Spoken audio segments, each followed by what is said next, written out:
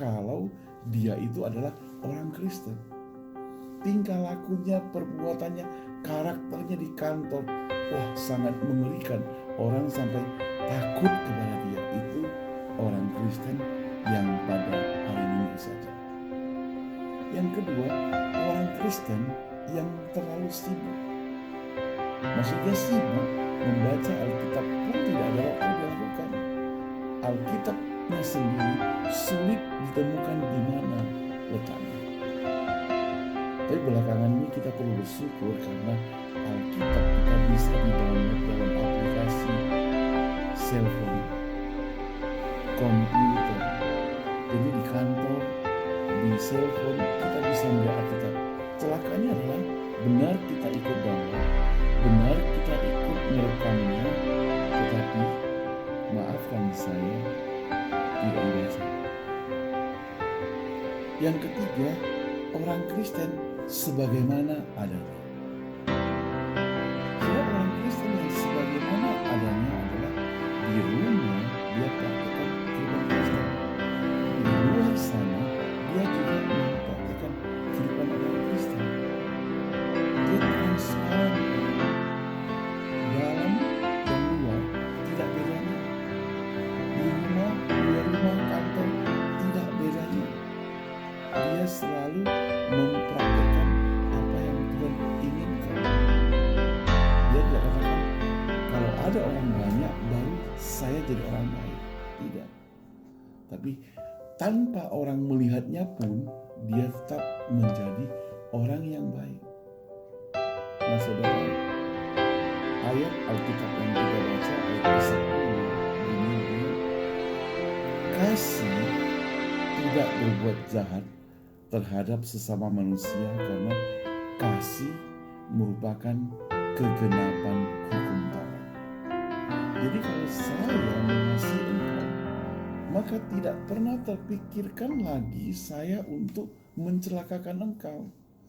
Tidak terpikirkan lagi saya untuk mengkhianati engkau karena saya mengasihi engkau. Nah, masalahnya adalah benar gak engkau mengasihi orang tersebut? Benar gak perkataan kita mengasihi orang? Atau ada embel-embelnya? Atau ada motivasinya? Mengapa engkau katakan aku mengasihi? Sebenarnya saudara, kasih itu tidak perlu harus kata-kata. Kasih itu lebih bermutu kalau berupa perbuatan.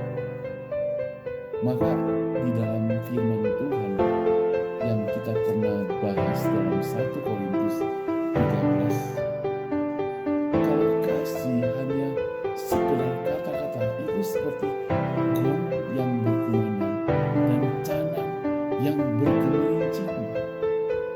Hanya suara, isinya tidak ada. Kalau engkau dan saya katanya mengasihi Tuhan, itu berarti melihat sesama manusia dalam keadaan sulit. Saya mengasihi dia. Saya mau menolong. Saya mau membantu. Itu masih bukan berarti saya itu lebih baik. Karena tuntutan terhadap orang percaya yaitu saling mengasihi. Waktu Alkitab mencatat orang Samaria itu baik hati, maka saya ingin mencoretnya. Kenapa? Karena orang Kristen mesti baik hati seperti orang Samaria. Kalau ada orang Kristen yang jahat, jangan sebut dia sebagai orang Kristen. Dia mesti seperti orang Samaria. Dia mau membantu, dia mau menolong, dia rela berkorban, dia rela untuk mengeluarkan koceknya, uangnya untuk membantu, tenaganya, pikirannya, tanpa mengharapkan balasan, tanpa mengharapkan pamrih, dan dengan sukarela. So bayangkan saja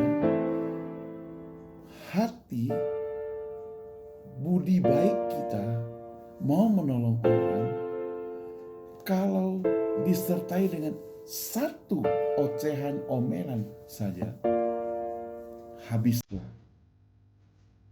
budi baik itu. Kalau kita mengomel, habislah mutunya. Jadi benar-benar dengan sukarela dan bukan terpaksa. Kalau yang terpaksa juga habis mutunya. Karena sebagai orang percaya kita mau tidak menuntut balas. Kalaupun yang kita tolong itu kemudian mengkhianati kita, sudah. Tuhan yang akan membalas kepada kita. Yang penting kita sudah menjalani hukum Taurat, karena itu adalah hutang kita yang mesti kita bayar dan tidak pernah lunas selama kita masih hidup. Jadi ingat, saling mengasihi itu adalah hutang kita yang tidak bisa kita bayar lunas selama kita masih hidup. Dikatakan sebab barang siapa mengasihi sesama manusia, ia sudah memenuhi hukum Taurat. Jadi standar memenuhi hukum Taurat adalah mengasihi sesama manusia. Di sini dikatakan bahwa sebab barang siapa mengasihi sesama manusia, ia telah memenuhi hukum Taurat. Jadi untuk memenuhi hukum Taurat tidak ada cara lain, yaitu mengasihi.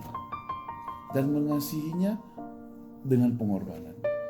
Dan mengasihinya tanpa pamrih. Dan mengasihinya dengan sukarela. Dan mengasihinya tentunya dengan tidak terpaksa. Kalau yang 1, 2, 3, 4 ini tidak bisa terpenuhi, maka gugurlah mutu dari perbuatan kasih kita. Hutang kita malah bertambah.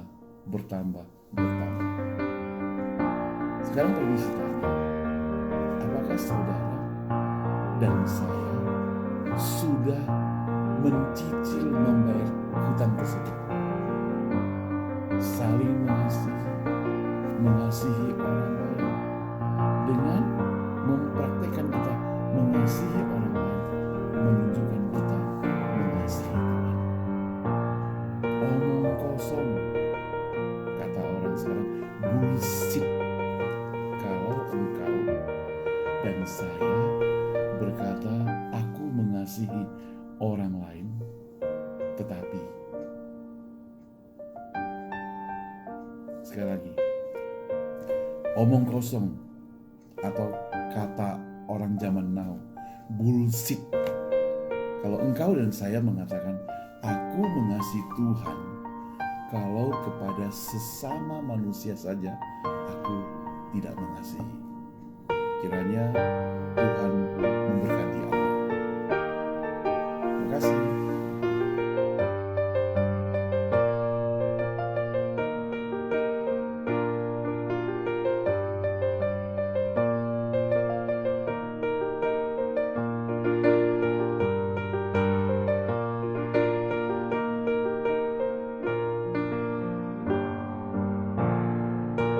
Shalom saudara, saya Samiman Saud dari Cornerstone Indonesia Broadcasting Ministry, satu channel yang berisi motivasi kehidupan, yang berisi perjalanan hidup manusia dan juga inspirasi.